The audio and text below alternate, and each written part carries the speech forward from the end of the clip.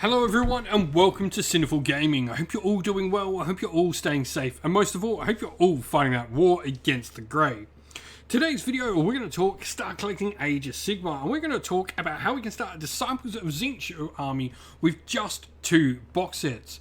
Those 2 box sets are going to be the Disciples of Tzeentch Vanguard box set, along with the brand new or upcoming release of the Regiment of Renown box set for the Disciples of Tzeentch called the Coven of Thrix.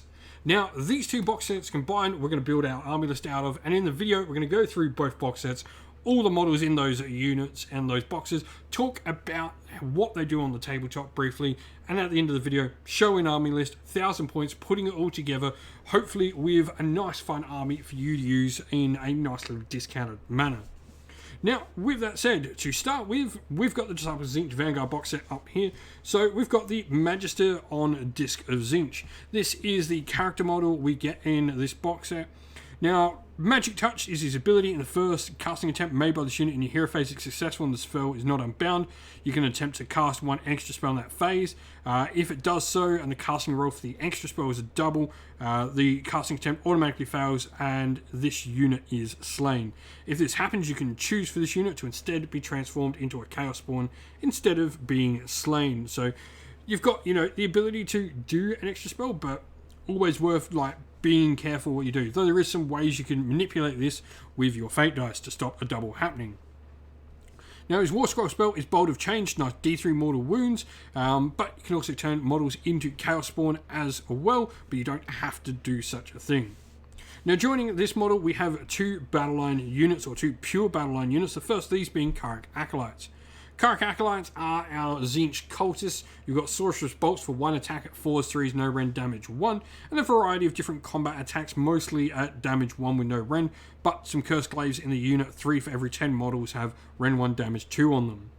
Now, they've got a variety of different things. Scroll of Dark Arts gives the units +1 to cast and unbind. They've got their own spell where they effectively can give their shooting attacks rend. The Arcanite Shields in the unit will give them a 6-up ward save, and the Volchak also has some abilities to do some mortal wounds to enemies as well. Now, we then have the Zangor in the unit as well. Zangor are a fun unit. They're going to be much more combat orientated. Once again, you've got a lot of no rend, damage 1, Savage Great Blades, rend 1, damage 2. But you've got a Zangor Mutant where you get +1 attack. You've got your Champion +1 attack as well. So 2 models in the unit for every 10 will have +1 attack. Your Arcanite Shields, once again, will give that 6-up ward. Savagery Unleashed, you got +1 attack on your Vicious Beaks if you've made a charge. So you do have 2 different attack profiles. You've got your Vicious Beaks going in with 2 attacks each, and your Savage Blades with 2 attacks each. These guys pack out a lot more attacks. Still not the highest value attacks, but a lot more.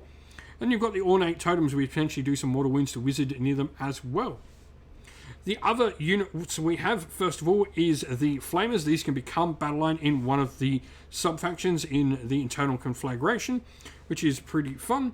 Flamers put out a nice amount of shooting. So the Flamers of Tzeentch have 18-inch range, 3 attacks, 3s, 4s, no rend, damage 1. And they get +1 to their attacks while they're wholly within range of any Exalted Flamers or Burning Chariots. They also add 1 to their hits made with their Billowing Warp Flame or Flaming Maw weapons if they're targeting a unit with 5 or more models. The last unit we have are Screamers of Tzeentch, and they, once again, can become a battle line unit. So there's actually a lot of options for battle line inside this box set. Screamers, their big thing, they're super fast. So the Screamers of Tzeentch have that nice big 16-inch move with 5. With fly there, the Lamprey Bite, 3 attacks, 3 3s, rend 1, damage 1. But if they've made a normal move over a unit, or retreated, or made a charge move over an enemy unit, they could potentially do some mortal wounds to them as well. And so then we have the Coven of Thrix. Now, we've got a Magister in here, and there's not much to say about this model, though we haven't already said about the Magister on disc. It's pretty much the same model, just without the movement benefits that you get from being on disc. Now, we do have 10 pink Horrors of Tzeentch as well. These are another unit, the Horrors of Tzeentch here, that can be battle line depending on how you're sort of working them. Now, Horrors of Tzeentch are really interesting because the pink Horrors here, they have some rules where they can split. If you're going to grab some extra boxes, you need 2 boxes of the other Blue and Brimstone Horrors to make this unit completely work, but you don't have to do that straight away if you don't want to. There's definitely some other rules you can use where you have the Petty Vengeance. If a model in this unit is slain, you can pick an enemy unit within an inch.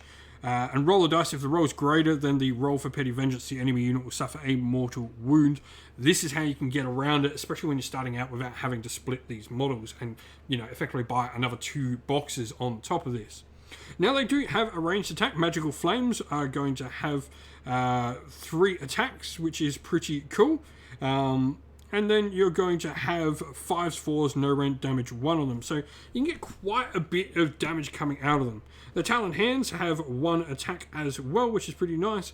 4s and 4s, no rend damage 1. Nothing too crazy to write home about there.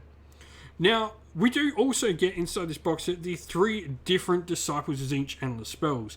These are all really interesting. You've got one, the Demonic Simulacrum, which is just some straight up damage. The Burning Sigil of Tzeentch can turn enemy models into Chaos Spawn.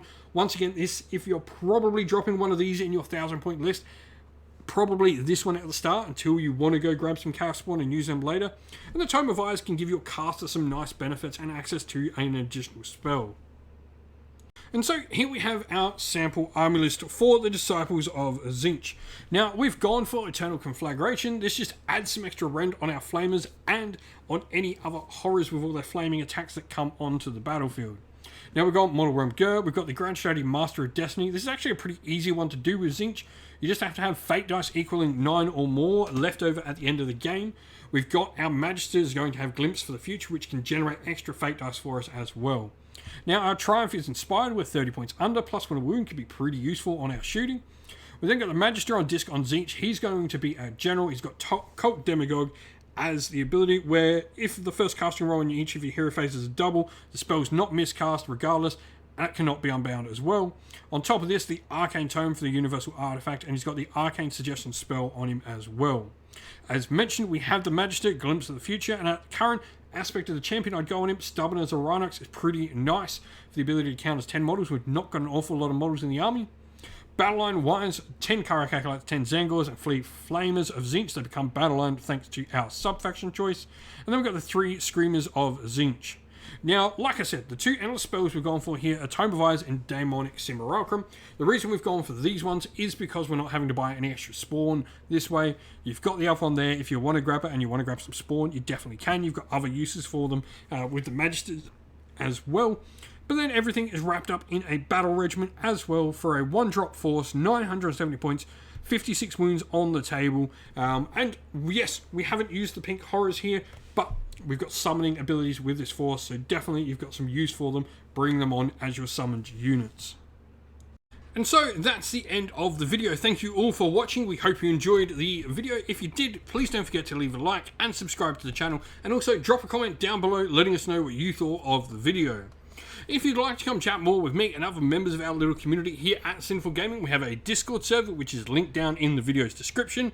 Also linked down in the video's description are the best ways to help support the channel, either by Patreon or YouTube members, or by grabbing yourself some channel merch from our Teespring or Ko-fi stores.